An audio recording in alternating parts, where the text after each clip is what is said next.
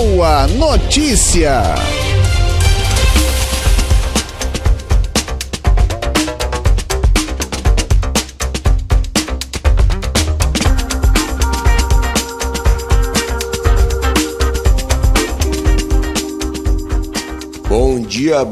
Bom dia, espectadores do Boa Notícia. Hoje é sábado, dia 11 de fevereiro de 2023. Iniciamos uma nova temporada do Boa Notícia, agora modificando um pouco a nossa formação. Estamos recebendo aqui nos estúdios da Rádio Estúdio, ao vivo no 877 para quem está no dial, para quem está nas redes vai ter a gravação no Facebook e no YouTube. Por quê? Porque a Rádio Estúdio está ao vivo nesse momento nas redes sociais, transmitindo a festa, a celebração de Nossa Senhora de Lourdes. Então tem vários eventos ocorrendo simultaneamente na rádio, no dial, nas ondas da FM. Nós estamos ao vivo, então, mais uma vez, para quem nos acompanhar no YouTube, é posterior. Vocês estarão nos enxergando e nos escutando diretamente do futuro. Então já começo de antemão e... Não é fácil. Já começa assim dando as boas-vindas pro Romeu que agora passa a integrar a bancada do Boa Notícia. Bom dia, Romeu. Bom dia, Rica, bom dia, Cacá. Bom dia ao nosso convidado, não vou revelar ainda, né? Mas... Tá no vídeo. Ainda não está habituado.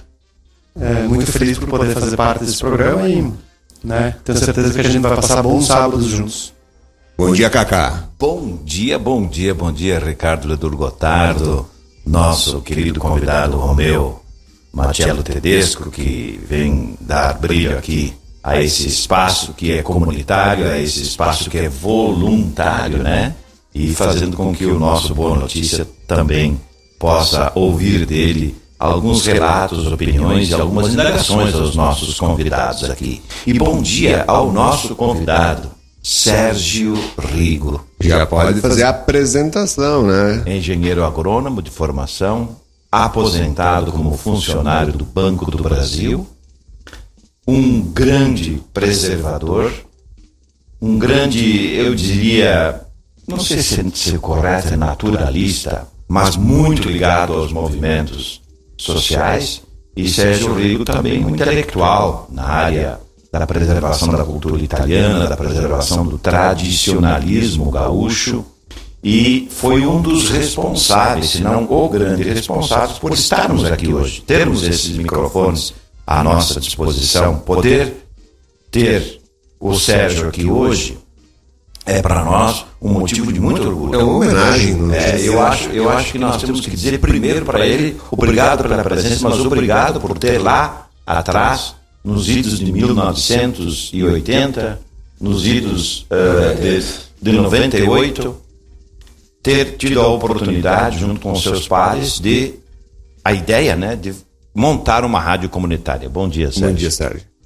Bom dia, Cacá, Ricardo, Romeu e todos que nos ouvem, assistem. É um prazer estar aqui de volta. Realmente foi surgiu, vamos colocar desde como... Vamos falar da rádio. Desde o início, começar no início, né? Surgiu porque devido ao Dom Vital, que eu estava na presidência do Centro Cultural, não queria que fosse vendido. E até fizemos uma carta aberta.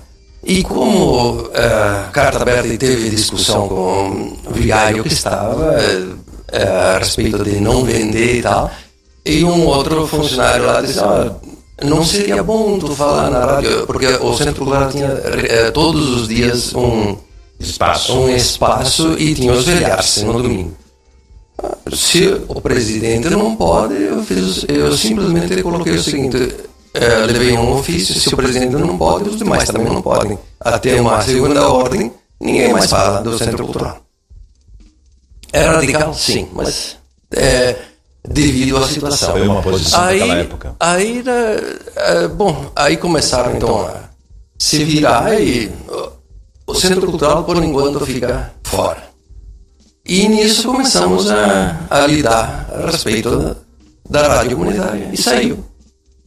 Graças a uma cutucada, a um desencontro, saiu. Né?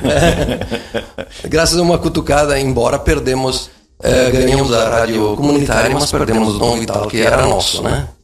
Sérgio, nem em cima disso, a rádio comunitária tem um grande papel em desenvolver algumas coisas exatamente da base da sociedade, que talvez, às vezes não se chega, ela tem limite de audiência, limite de alcance, Sim. audiência não, mas como é que é? Como é que foi lá em 98 preparar tudo isso? Sim, Porque a legislação de comunicação ela é muito burocrática. Tem que ter seguir algumas normas, como é, evidentemente, qualquer outro veículo de comunicação. Porém, como é que foi isso na época? Quem assessorou vocês? Nós tentamos em diversas coisas,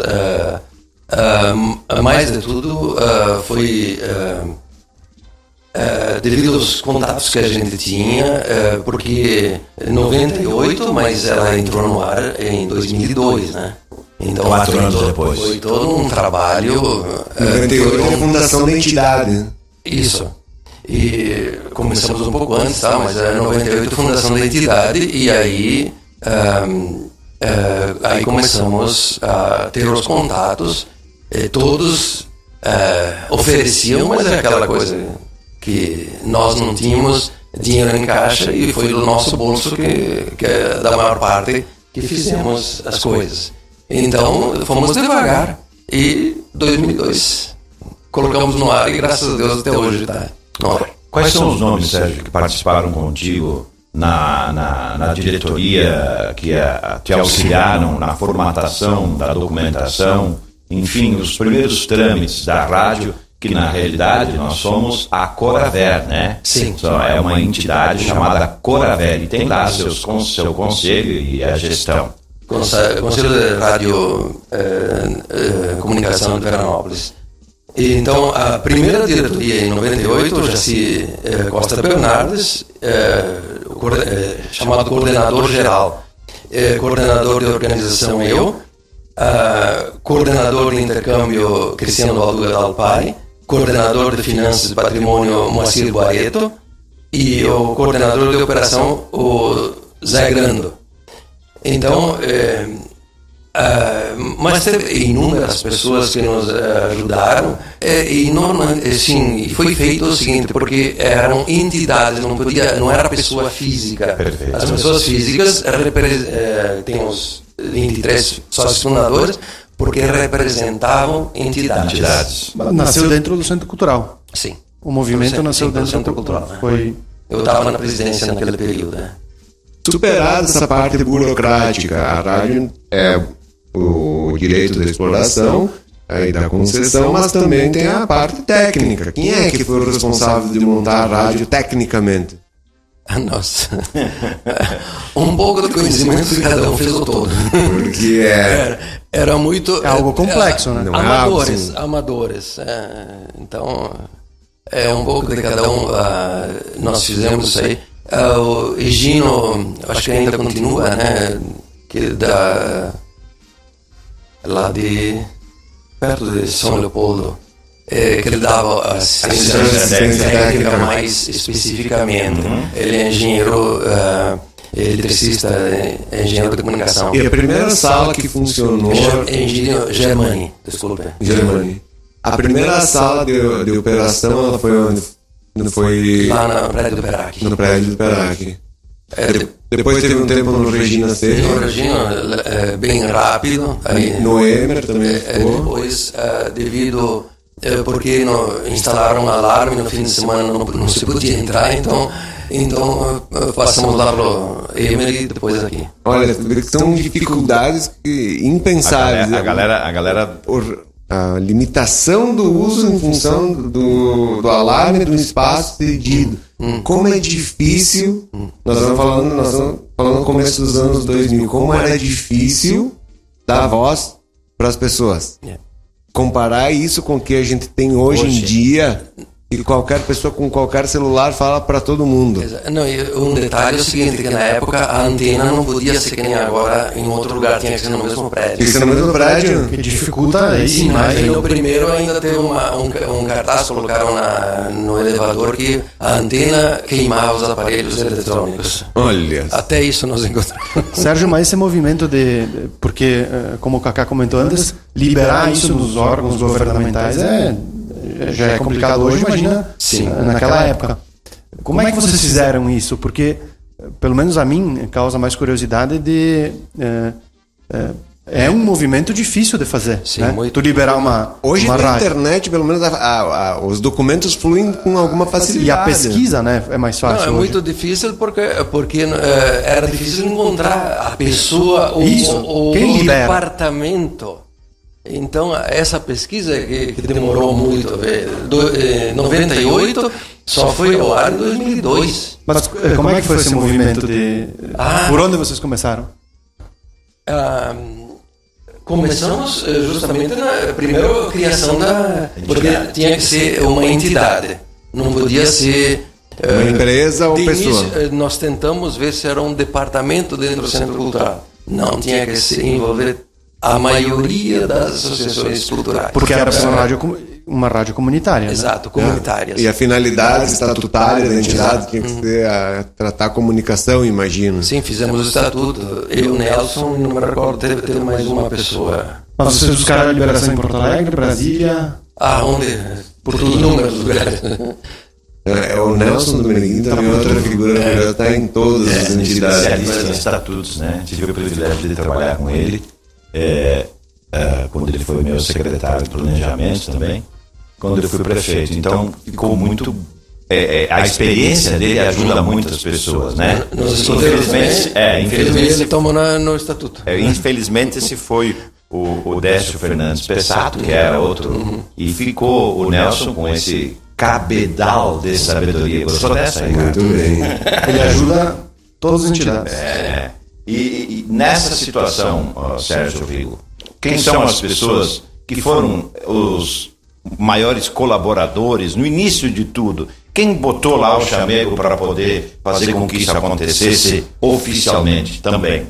Para a formação do Coravera, então vamos colocar assim, são 23 pessoas que assinaram e representavam entidades. Então, Brigitte Maria Dalmas, Cleci Maria Guidi Dalagnol, Cristiano Valduga Dalpai, Domingos Costela, Fernando Zancan, Homero de Almeida Bueno, Ivo Falcade, Jaci Costa Bernardes, João de Deus Antunes, José Grando, Ledimar Teles, Lídio Bassani, Luciano Zanella, Marilene Anini Dal Ponte, Mário Henrique Bordignon, Moacir José Brueto, Nelson Domenicini, Paulo César Gusso, Paulo Roberto Marangoni, eu, Wagner Fochesato, Valmor de Oliveira e Volney Tiglioli. Esses são os primeiros Os 23 fundadores. Cada um representava uma entidade. Cada um representava uma entidade. E quem é que escolheu o nome Rádio Plural? Para quem não sabe, o primeiro nome foi Rádio Plural, Sim, né? aí foi o Jacir Bernardes que Ele batizou. Sim, batizou, porque ele disse que tinha que ser uma coisa, não podia ser seccional, não, plural, que é para tudo. Olha só. Vamos só lembrar aí, Ricardo, só para nosso ouvinte, o nosso internauta também poder ter conhecimento, né? Porque algumas vezes os nomes que nós citamos aqui não são conhecidos da nossa sociedade, né? Jaci Costa Bernardes foi um funcionário de carreira da Corsã e ele é um grande colaborador aqui nas nossas entidades. Então, só para nós deixarmos esse registro. Muito bem. E aí, Plural. Tu participou de outros programas, né? Do programa esportivo que tem aqui na rádio, né? Participei por muito tempo do Estúdio Esportes. Do Estúdio Esportes. E era, na época, né, até foi o Kid que começou esse movimento, se eu não me engano. Sim, tinha um programa noturno que muito parecido, que é como um Pijama Show, que fazia o Kid e o Pijama Show. Shaver, Pijama Show. Velho rico. Então a rádio ela teve essa característica de ser bem humorada, ser abrangente. Aí depois agora ela começou ter um certo tom jornalístico, tem 2 programas jornalísticos importantes aqui da cidade. É muito presente nas redes sociais, né? É muito presente, talvez tenha o maior portal de notícias aqui da cidade, ou em algum momento é a que mais acessado. Está comprovado, só você olhar agora na questão desta semana com o que aconteceu com o episódio do lançamento do cartaz da FEMAÇã, o número de acessos e o número de comentários é altamente bem grande, chama muita atenção. E a gente não faz isso sem não é demérito para qualquer outro veículo de comunicação. Muito pelo contrário, é importante. Quanto mais veículos de comunicação, mais veículos responsáveis de comunicação, melhor para a sociedade, né? Tanto é verdade que a fundação da rádio, pelo que eu entendi, foi para ter espaço para levar mensagens que em alguns lugares você não conseguia falar. Eu brincava no início que essa é a nossa rádio, então era a rádio da comunidade veranense. Entendi. Que bom. Sérgio, você fez o teu relato de como foi o início de tudo. Porém, e manter nesse início? Ali foi difícil porque contra se encontrou bastante gente. A favor era mais difícil. Então, o momento, através dos patrocínios, e o pessoal, sim, mas quem é que escuta? Eles perguntavam, anunciar ali quem é que escuta e vai. Então, vocês ouviram muito isso. Sim, e a gente sabe quanto é difícil buscar patrocínio, né? Exato. Através de pessoas conhecidas, então, mais na amizade do que qualquer coisa. Mais incentivadores do que qualquer coisa. E nós bancando do próprio bolso muitas coisas, viagens, etc. Considerar um passeio e pronto. E aí foi se criando uma cultura e identidade. Hoje a rádio ela tem um programa de tarde com identidade própria, bem reconhecido, tem as transmissões ao vivo de todos os eventos da cidade, também com uma identidade muito bem desenhada pelo Dídio. E eu te diria até que foi um pouco pioneira nesse sentido, né? Foi, nesse caso, sim. Pioneira, só uma coisa, a primeira de Veranópolis que trabalhava às 24 horas. Olha só, não tinha... As outras não fechavam o horário. Primeira a trabalhar às 24 horas, quando o Márcio Bueno começou, na parte da técnica, antes do Dídio foi ele, então colocou às 24 horas. Essa presença comunitária, eu lembro ainda, agora né, é mais fácil, mas na época, transmissões de campeonato municipal de futebol, de futsal, de eventos esportivos de outros segmentos, né, mas eu lembro FEMAÇã, algumas FEMAÇãs atrás aí, a rádio transmitia a abertura da festa, transmitia uma série de eventos ao vivo, né, com vídeo. E agora, claro, é muito mais fácil porque a gente tem uma estrutura de internet e de telefone, mas a rádio foi muito pioneira nesse sentido.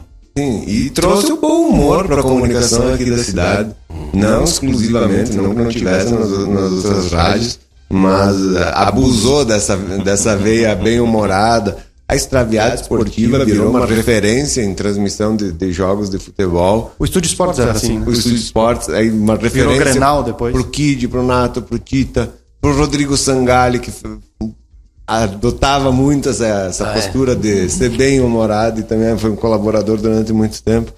Então é uma rádio que hoje tem identidade. É uma rádio moderna, né? Ela tem identidade bem humorada e consegue conversar com o público, não só jogar conteúdo. Quando vocês fundaram a rádio, que era, pelo que tu disse, por uma necessidade, quase como um movimento de defesa, imaginava que ia chegar a ser o que é estúdio hoje? Não, porque... Qual que era a ambição inicial? Não, a primeira era atingir a cidade e levar a cultura que se tinha um pouco de dificuldade. Então, desde que abrangesse isso aí, era o suficiente para nós. Hoje expande, né? E nós tínhamos aquela necessidade, aquela necessidade de certas coisas que não tinha. Quer divulgar, mas consegue patrocínio. Então, nós não tínhamos essa. Além de trabalhar gratuitamente para as entidades, ainda conseguir patrocínio. Trabalhar para os outros, vamos colocar assim. Para poder veicular alguma informação. Para dar a voz para a comunidade de modo geral. Isso é bacana. Exato. Bem bacana. Que bom. Sérgio, você receba de nós aqui do Boa Notícia, receba da direção da rádio o agradecimento público por esse tipo de trabalho, por essa iniciativa, por esse tipo de coragem. Eu sou um ex-político, né? Mas a gente sempre vai ser. Eu acho muito engraçado essa coisa. Eu disse já para diversos. Primeiro tem que ter coragem, depois tem que ter voto.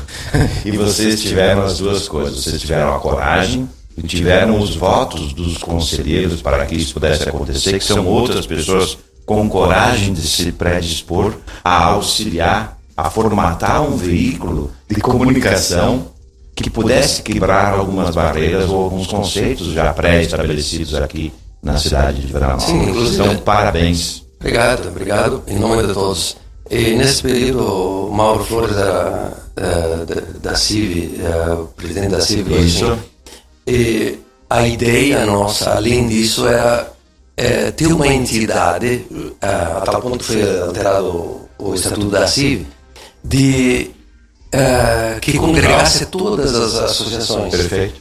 Porque, vamos dizer, cada um trabalha, é um guaipequinha.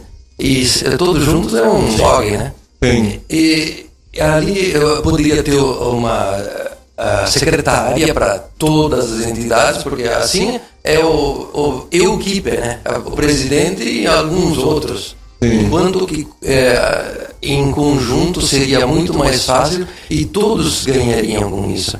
Só que depois não andou. Algumas entidades têm estrutura própria, registro para CIV, tem sede própria, tem uma estrutura funcional, presta serviços comerciais para a comunidade, então isso ajuda o funcionamento, mas tantas outras entidades contam com a boa vontade dos colaboradores. Não, em nenhum momento tirava ou interferia. Apenas um local específico para todos. Colocar à disposição. Ficava só, vamos dizer, se fosse uma sala, cada um tem a gavetinha dele lá pronta. A correspondência, vamos colocar assim, para simplificar. Que o Centro Cultural sofreu muito com isso, com essa falta de casa. Sim. O Centro Cultural que tinha vários produtos do museu. Quando o Centro Cultural teve que sair da Casa da Cultura, hoje atual antigamente, a maior parte ficou na minha casa, que não tinha lugar para colocar as coisas. Lugar nem para arquivo, né? Estamos começando no Boa Notícia deste sábado, a nossa reestreia, ou a temporada, como diz nova temporada, como diz Ricardo Ledor Gotardo, com a estreia de Romeu Matiello Tedesco, e hoje como convidado o responsável por esses microfones estarem ativos até hoje, que foi o que teve a ideia da fundação da Rádio Comunitária, hoje Coraver, sempre foi Coraver, porém, hoje Rádio Estúdio FM, mantida, quem mantém a Estúdio FM é a Coraver. Sérgio, são duas atribuições tuas dentro da cidade que nós gostaríamos de dar essa boa notícia, ou de destacar essa boa notícia, que também é a tua ligação com, eu não diria governo italiano, mas eu diria cultura italiana, com a cultura, com algumas situações legais. Eu queria que você pudesse nos resumir um pouquinho do teu trabalho junto aos comitês. Sim. Você também... Até o ano retrasado, até final de 2021, o governo italiano, porque eu era conselheiro do comitês, então é ligado diretamente. Isso, você teve uma eleição para você ter isso? O cônsul, são eleitos 12 aqui no Rio Grande do Sul.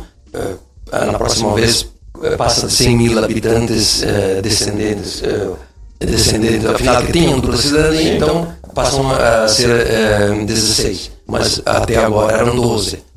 Então, eleitos esses 12, então vamos colocar assim, nós representávamos tipo deputados para o governador e nós éramos conselheiros para o cônsul, no caso. Sim. Aí, ligado. Como é que se deu essa tua entrada na questão deste movimento ou desta situação junto ao governo italiano aqui no Rio Grande do Sul? E durante muito tempo foi a referência na questão de fazer a dupla cidadania, de buscar registros históricos familiares. Não, ali eu comecei em 2001, na realidade, fazer os processos de dupla cidadania. Mas, então, sempre envolvido nisso. Em 2015, porque para ter a lista, chapa, então, mas em italiano diz lista, tem que ter 16 integrantes, senão não pode concorrer. E a Rosalina Zorzi, que é de Nova Pádua, mas mora em Porto Alegre há tempo, ficou mais de uma hora para me convencer de participar também. Disse, bom, agora que entrei, vão meter a cara para... Eu acabei sendo o quinto mais votado. Não podia concorrer, o Germano Rigotto foi o primeiro. O Mário era duro. O Vitor Faccioni o segundo também não dava, né? Então dos 12 fui o quinto. E terminada essa gestão, nossa, era 2015 a 2020, foi até final de 21, por causa da pandemia, mas aí eu não quis mais. Tá bom, até no Centro Cultural eu sempre era a favor de... fiquei 3 vezes por falta de candidato, senão uma vez só, para mim. E está cada vez mais difícil. Veja agora, o Nelson Dominguini foi o primeiro presidente. Na última eleição, tivemos que procurar ele. Buscar ele de novo. Reconduzir. 87, foi criado em 1987. Agora, volta lá. E está cada vez mais difícil mesmo, não só para essas entidades, para todas. Para a participação comunitária. Como é que as pessoas, ou nós, imigrantes, netos, bisnetos de imigrantes italianos, buscavam a cidadania ou buscam a cidadania italiana, Sérgio? Explica um pouco para nós, mesmo que não seja hoje. Vocês 3 têm dupla cidadania. Sim. Como é que é isso? Para te ter uma ideia, e os ouvintes também saberem, né? A Suzana fez pela família Gabrielli, ela demorou, junto com os meus filhos, demorou 10 anos, e eu demorei 12 anos e meio. Então, parabéns, porque agora menos de 20 não sei se dá. Bom, para isso, para facilitar, pessoal, eu recolhi todas as certidões. E eu costumo, do tempo que eu lecionava, né?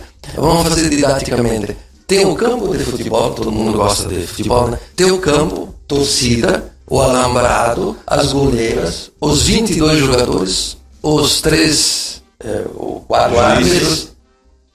Vamos começar o jogo? E a bola? A bola é a certidão do italiano que migrou.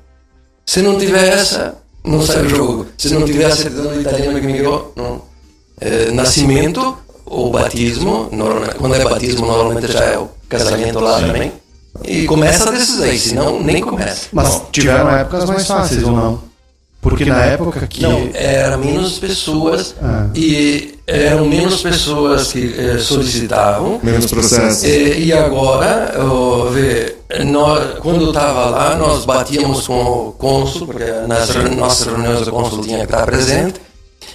Batíamos que tinha que contratar mais funcionários, e de 16 que estavam, o cônsul de mais 15, agora o cônsul de mais 6.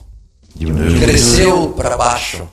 E aumentou a demanda. Então, quantos processos novos, aproximadamente, por ano? Olha, para ter uma base, convocaram os últimos em 2020, janeiro de 2020, até o 13.400. E agora quem faz o agendamento está em torno de 30 mil. Então nós temos mais de 15 mil. Então eu digo, olha, menos que 15 a 20 anos, eu acho que não dá. A tal ponto que tem muitos já se especializando, fazem diretamente via judicial na Itália. Custa mais caro, mas é mais rápido. Dentro de 2 anos está com a dupla cidadania.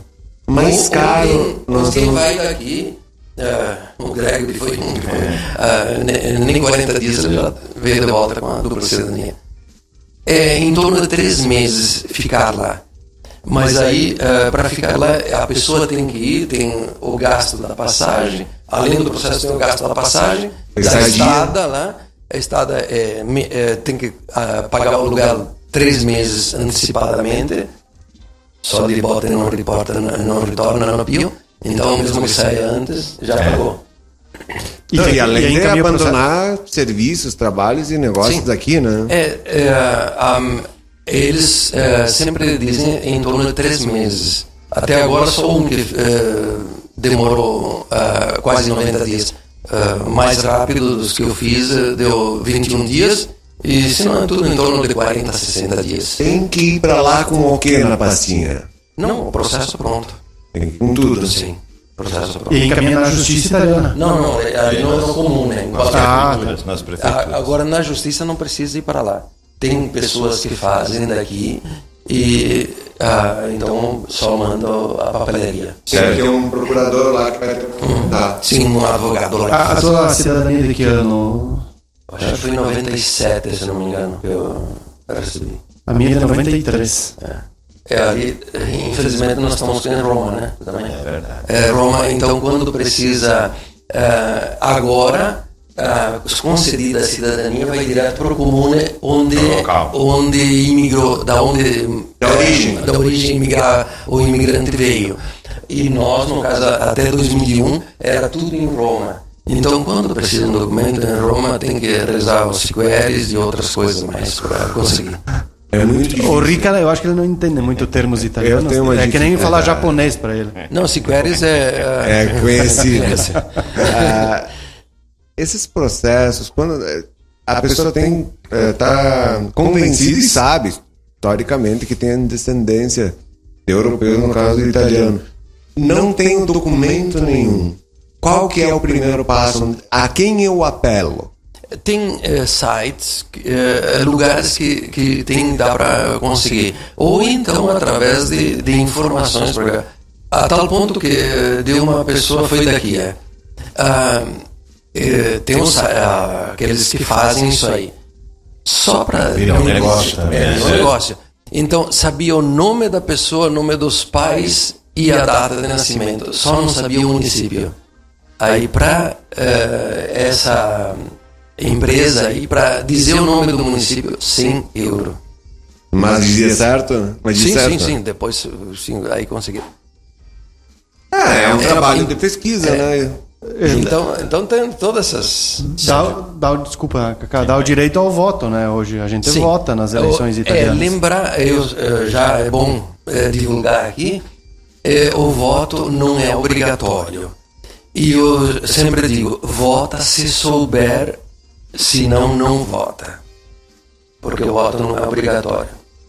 A tal ponto que na última eleição do Comites, que foi só o presidente que até pediu demissão nessa semana, devido a encrencas, só uma lista e mesmo assim as brigas foram muito grandes.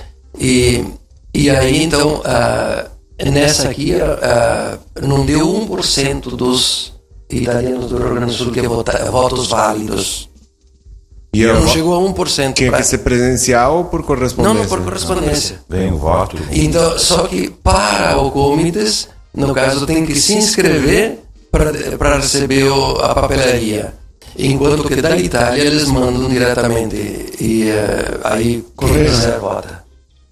Sérgio, vamos informar os nossos ouvintes, aos nossos internautas, qual é o valor do investimento aproximado para se tentar ou se encaminhar a dupla cidadania. Vamos fazer num processo normal, não que as pessoas tenham que ir para lá. Porque para ir para a Itália, vamos fazer aí pela experiência que você tem um pouquinho, né? Vamos colocar em torno de 1.000 a 1.200 euros de passagem, mais o aluguel lá... 800 a 1.000 euros por mês. Por mês. Então, aí para vocês terem uma ideia o que é o investimento do aluguel e a manutenção. A comida lá, se souber cozinhar e fizer em casa, tudo bem. Se for fora, eu brincava inclusive o seguinte: pega uma garrafa de vinho no supermercado, um vinho lá comum é bom porque é só vinífera,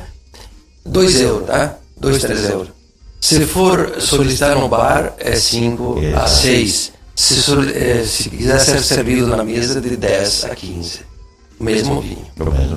Então nós vamos partir daí para um processo normal, né? Mesmo que demore, mas a informação é importante e ela é também uma boa notícia. O que é que eu não tenho cidadania? O que é que eu preciso? Certidão de nascimento do imigrante que veio no Brasil.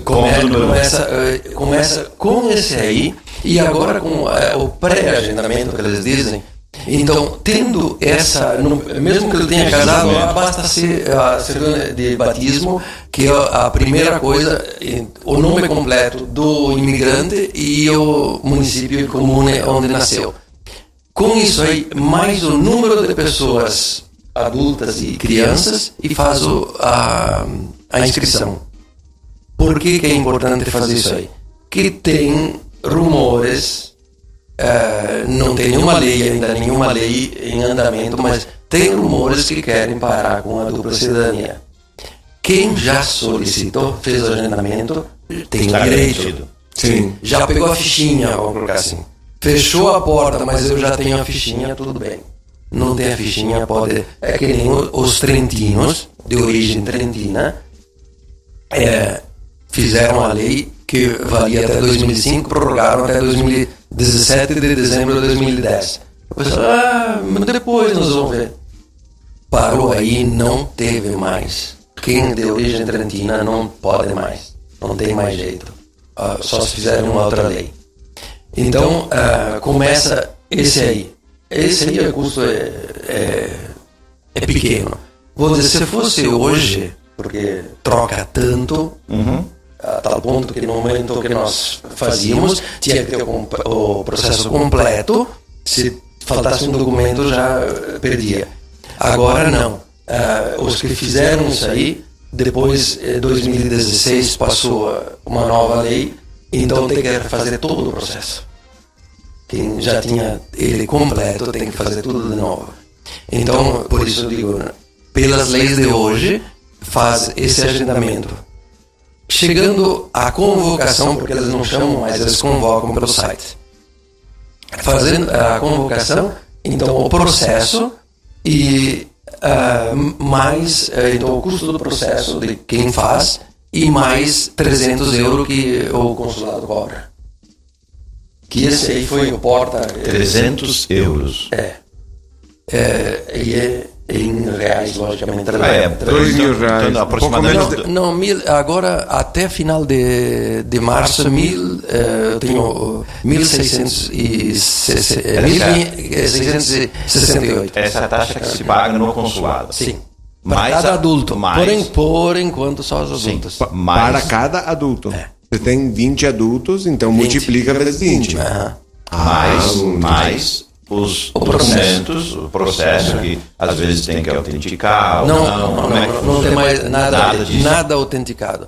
A única, cada certidão, todas têm que ser de inteiro teor e traduzidas e apostiladas. Apostiladas é um carimbão que vai atrás, vamos colocar assim, porque senão o pessoal pensa no colégio que fazer uma apostilha, não é apostilha. Mas o custo da pessoa por pessoa, olha, de 3 a 5 mil reais cada um vai custar. Além da taxa ou não, tudo junto. Pelo hoje, em torno disso. Não é um absurdo.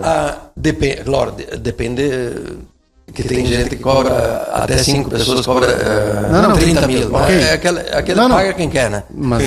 Mas não é um valor. Não. Porque às vezes a gente fala nesse assunto e parece que custa 30, 40, 50 mil. Depende. Não é tudo isso, né? Tem muitos... uma que... seguido, quando eu ia lá, eu encontrava, né? Agora o consulado não aceita mais nós ir lá pegar informações. Coisas incríveis.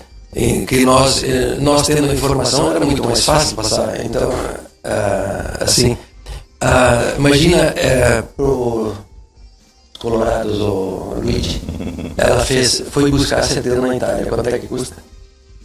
Em vez de mandar buscar, foi buscar. conversando com ela e ele estava na fila também. Então, sim. Então, essa atenção que a gente tem à dupla cidadania, ela também pode ser colocada aos nossos ouvintes e aos nossos internautas de que existem algumas boas, eu não diria vantagem, porque quem leva vantagem, alguns vão ficar em desvantagem. Os benefícios. Os benefícios que tem a dupla cidadania é você não precisar de visto nos Estados Unidos, no Canadá, em outros países. Era para entrar, tu sabe mais do que eu. Era para entrar. Não, ainda está. Para a Europa. Ainda está. Ainda não, mas era para entrar em vigor em 2020. Quem não tivesse dupla cidadania tinha que ser visto. Exato.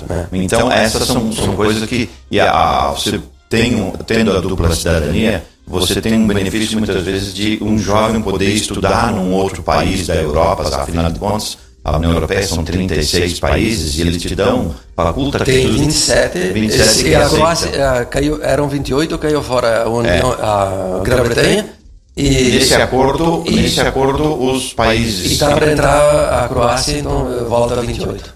Então, é esta situação de mais de 20 países que beneficia que você possa desenvolver estudos e não ter aquela situação burocrática de vistos, de situações, eu não diria negativas, mas muito burocráticas. E a cidadania italiana te proporciona a isenção de tudo isso. Eu brinco, não precisa nem sair da Bela Vista para ir aos Estados Unidos, porque paga a taxa extra, que são $14, e pega pela internet, paga lá, ou em lotérica, coisa assim, pronto, e vai. Não precisa ter o visto. Bela Vista foi muito barato. Porque fazer o visto americano hoje para entrar nos Estados Unidos está bem complicado. A fila é grande. Especialmente se for jovem e não tiver emprego. Sérgio, de que região da Itália a tua família veio? De Caneva, Pordenone, a região do Friuli Venezia Giulia. Do lado do Vêneto. O Vêneto, olha o mapa, pega a direita do Vêneto. A influência vêneta porque fazia parte da Sereníssima na época, né? Então a maior parte de Pordenone, especialmente, que é encostado aí Treviso, então é muito... Sereníssima Veneza. Quando eu tive a oportunidade, graças ao Kaká, de ir para a Itália, né? Aliás, foi uma das melhores viagens que eu fiz. Que bom. Mais engraçadas, né? Mais produtivas. E eu consegui rapidamente visitar a casa que nasceu no tataravô. Fomos um dia lá. Asolo, né? Asolo. Eu tive a oportunidade também de visitar a cidade. Não tem mais nenhuma família espanhola lá. Spagnoli. Nós somos da província de Cremona, bem pertinho de Milão aí. Então aí eu tive a oportunidade, a Janine, que estava morando lá na Itália, então me levou para lá para a gente buscar a certidão do meu bisavô. É muito interessante a busca da raiz, ela de guardar as opiniões e proporções de cada um, né? Mas tu notar que a tua gente veio daquele lugar, tu estar aí vendo exatamente a mesma igreja, a mesma calçada, a mesma rua, não as vias agora, né? Mas se preserva muito lá. Então, tudo isso está intacto lá. E a tua gente veio daquele lugar. A origem tua é ali. Eu fui em Arcier, onde a minha avó Grando veio. Então lá agora é lago, não tá. Moravam aí, tinha uns grandes que moravam aí embaixo. Então agora é lago. Uma pergunta, hoje nessa condição de dupla cidadania, de ter influência absoluta em italiano, influência absoluta em todas essas relações com a Itália, por que tu optou em manter residência aqui e não morar lá? Não, é a coisa, para visitar é ótimo, para morar é mais difícil. Não tem aquela humanidade que nós temos na Itália. Eles são bem mais fechados. É que nem aquela...